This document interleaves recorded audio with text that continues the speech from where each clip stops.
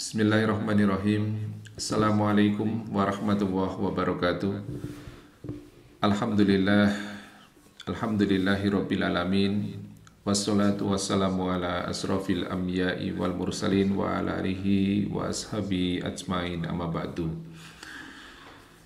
Sahabat-sahabatku sekalian yang dirahmati Allah Subhanahu wa taala, teman-teman, Bapak, Ibu yang saya cintai, kita beberapa hari yang lalu sudah merasakan satu kegembiraan dalam rangka berlebaran Idul Fitri. Sebagian kita ada yang mudik ya kemarin ya. Jadi tentu mungkin di mana-mana kita merasakan betapa lelahnya di jalan ya. Kita ingat ya yang teman-teman di Wonosobo ya, di beberapa tempat itu macet ya. Kretek Wonosobo kadang-kadang bisa sampai 2 jam, Masya Allah ya. Kita berlelah-lelah ya di dalam kemacetan itu. Coba bayangkan Wonosobo, Kretek yang mungkin kalau hari biasa itu 1/4 jam aja udah sampai ya. Kretek Wonosobo yang mungkin biasanya kita bisa tempuh dengan perjalanan 1/4 jam, ada yang bahkan sampai 2 atau 2,5 jam ya. Subhanallah, ini sesuatu yang luar biasa. Nah, mungkin teman-teman yang lain juga di kota-kota yang lain juga sama ya, macet ya, mungkin cuacanya panas ya, di mobil nggak ada makanan ya, nggak ada air, haus ya, mau BAB takut nanti kendaraannya jalan ya, udah gitu mau BAB di mana ya, mau sholat ya juga bingung ya kan. Nah, atau kebutuhan-kebutuhan yang lain yang mestinya bisa dilakukan di saat yang normal tetapi tidak bisa dilakukan ya. Kalau kita lihat ya di dalam berita-berita itu juga macet di mana-mana. Nah, ini teman-teman sekalian, suasana kemacetan itu kalau kita melihat di dunia yang panas, yang capek ya, mungkin sampai kepada bahan bakarnya yang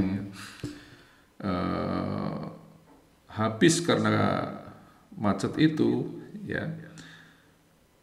Tetapi ini adalah satu pelajaran bagi kita sekalian bahwa nanti itu kita sekalian ketika mudik di kampung akhirat. Jadi kita semua ini kan mau mudik di kampung akhirat. Kita itu juga akan mengalami satu kemacetan. Bahkan macetnya itu lebih jauh lebih berat daripada macetnya di dunia ini. Macetnya di dunia ya mungkin 2 jam, 3 jam. Tapi macetnya di akhirat nanti ya, ketika di padang mahsyar kita sekalian ya harus mengantri. Kita harus ditanya ya dengan 4 perkara itu ya, tentang bagaimana umur kita, tentang bagaimana tubuh kita itu digunakan, tentang bagaimana ilmu kita diamalkan, tentang bagaimana harta kita didapat dan untuk apa. Ini semuanya setiap orang nanti tidak ada bisa menolong orang lain. Semua orang harus mempertanggungjawabkan diri mereka masing-masing, dan itu tentu sangat lama. Allah sangat detail nanti di dalam memintai pertanggungjawaban kita masing-masing. Nah, teman-teman, ini bedanya antara mudik di dunia dan nanti mudik di akhirat. Kalau di dunia dan di akhirat perbandingannya kita bisa sampaikan begini. Mudik di dunia itu penuh dengan kegembiraan ya, penuh dengan kegembiraan, biarpun tidak punya uang, biarpun macet, ya. Tapi kita ini gembira, ya, gembira karena apa? Karena mau menemui orang tuanya, mau ketemu dengan keluarganya, mau berkumpul dengan keluarganya. Tapi kalau mudik di akhirat, ya siapa nggak takut? Pasti nanti semua kita ada rasa takut. Ini bedanya. Takut harus mempertanggungjawabkan apa yang kita lakukan di dunia, ya. Jadi ini bedanya yang pertama. Yang kedua kemudian kalau mudik di dunia itu pasti dinanti-nanti, ya, dinanti. Masih jauh sebelum Ramadan itu tuh kadang-kadang sudah ada perkataan begitu. Nanti kalau Lebaran pulang ya mudik ya, ya. Sudah Ramadan tidak concern, ya kan? Sudah menghitung aja ini hari apa, ya tanggal berapa, nanti kita mudik tanggal berapa, naik apa, ya kan? Itu sudah dinanti-nanti.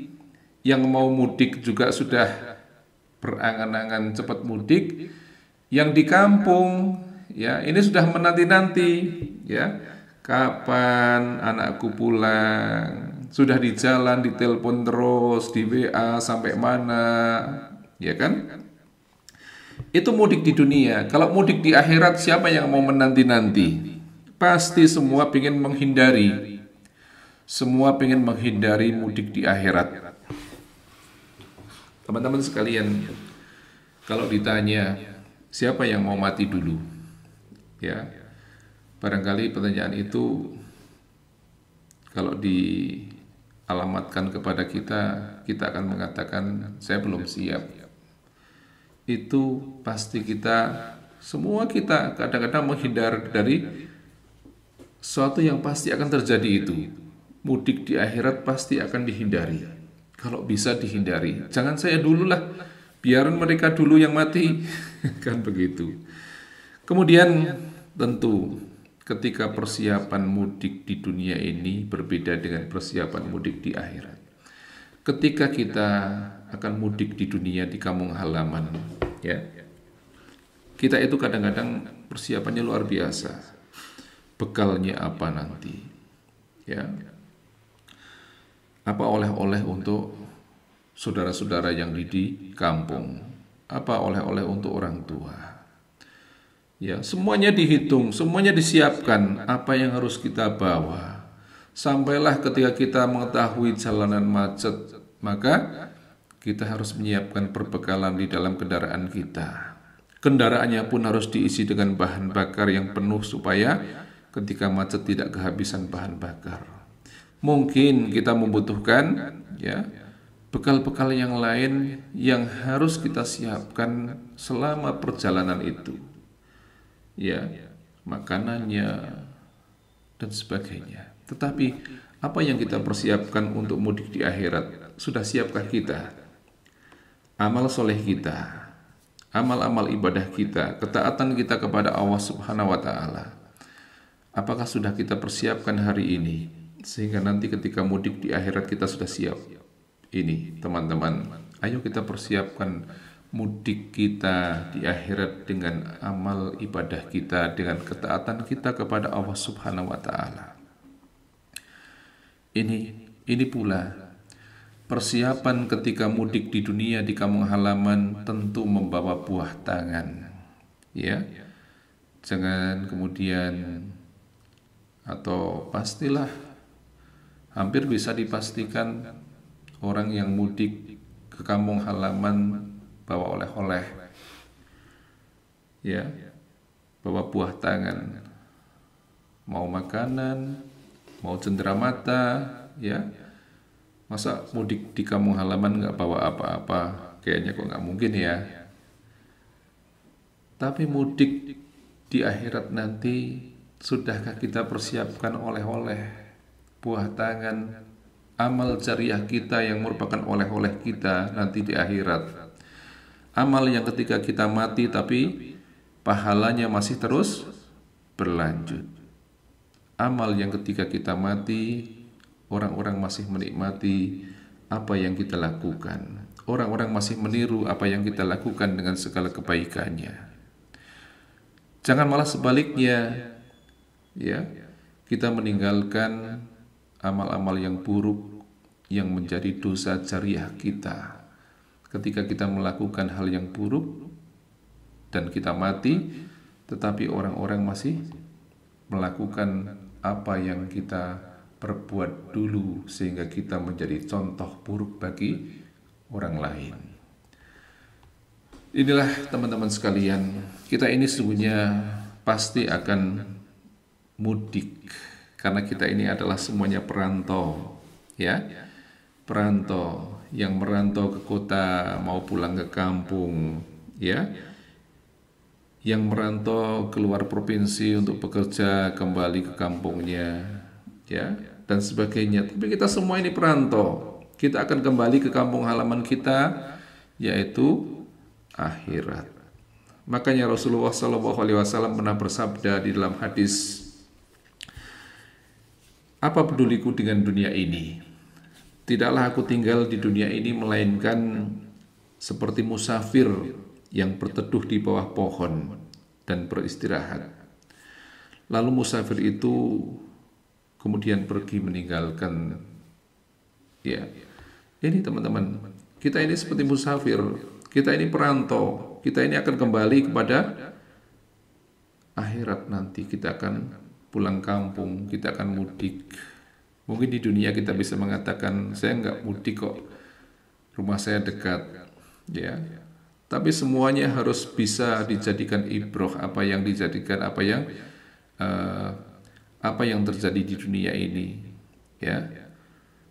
Kemacetan, rasa letih, rasa lelah, semuanya harus dipastikan untuk bekal kita pulang ke hadapan Allah Subhanahu wa taala. Karena semua kita pasti akan pulang, ya. Kita ini milik Allah dan akan kembali kepada Allah. Inna lillahi wa inna ilaihi rajiun. Dan Allah Subhanahu wa taala telah berpesan kepada kita dalam surat An-Nisa ayat 78, di mana Allah di sana menjelaskan kepada kita, di mana saja kamu berada, pasti kematian ini akan mendapatimu. Kedatipun kamu bersembunyi, kamu ngumpet di dalam benteng yang kokoh atau di dalam tempat yang tinggi, kita nggak bisa bersembunyi lagi. Kita mau bersembunyi di mana? Allah Ta'ala pasti tahu dengan keadaan kita, tempat kita. Tidak ada tempat kita bersembunyi di dunia ini, di lorong dunia ini kita tidak bisa sembunyi. Di tempat yang tinggi, di benteng yang kokoh, tidak bisa kita ngumpet lagi. Ya, kita akan kembali kepada Allah, kita akan pulang kampung, kita akan mudik, ya. Sehingga mari teman-teman, ya, Allah Subhanahu wa taala telah mengingatkan kita di dalam Al-Qur'an, ya, bahwa kehidupan ini hanya main-main, ya. Kita tidak usah kemudian berbangga-bangga dengan apa yang kita punya. Oh, harta kita, ya kan? Pulang kampung kita tunjukkan kendaraan kita yang bagus, perhiasan kita yang banyak, mungkin dipakai semua oleh istri kita, oleh kita, ya. Anak-anak kita yang sekolahnya tinggi, yang pekerjaannya sudah mapan, yang punya jabatan, nggak ada artinya semua itu, ya. Kita punya harta diceritakan nanti di kampung, punya perusahaan ini, ya, punya sawah di sini, punya toko di sini, ya. Nggak usah diceritakan buat apa, ya. Mau pamer seperti apa harta kita, anak-anak kita, ya. Itu dikatakan di dalam Al-Quran seperti hanya hujan yang tanam-tanamannya mengagumkan para petani, ya. Kemudian tanaman itu menjadi kering, ya, dan kemudian warnanya menjadi kuning lalu jadi hancur. Ya, ini fata morgana. Ya, semua akan kembali kepada Allah, semua akan binasa, dan mari kita siapkan hari esok kita. Mari kita siapkan bekal apa? Sebagaimana Allah telah mengingatkan kita, a'udzubillahi minasyaitonirrajim. Ya ayyuhalladzina amanu taqullaha wal tandur nafsum ma qaddamat liqad wattaqullaha innallaha khabirum bima ta'malun. Ayo kita siapkan hari esok kita. Hari esok kita, akhirat kita. Mudah-mudahan kita semua selalu menjadi lebih baik, menjadi hamba Allah yang lebih berkualitas di hadapan Allah Subhanahu wa taala, menjadi hamba Allah yang meningkat ketakwaannya dengan Ramadan yang telah kita lalui. Mudah-mudahan Allah Subhanahu wa taala memanjangkan umur kita, memberikan kesehatan kepada kita sehingga kita nanti di tahun yang akan datang bisa bertemu lagi, beribadah lagi di bulan Ramadan yang mulia. Subhanakallahumma wa bihamdika asyhadu an la ilaha illa anta astaghfiruka wa atubu ilaik. Wassalamualaikum warahmatullahi wabarakatuh.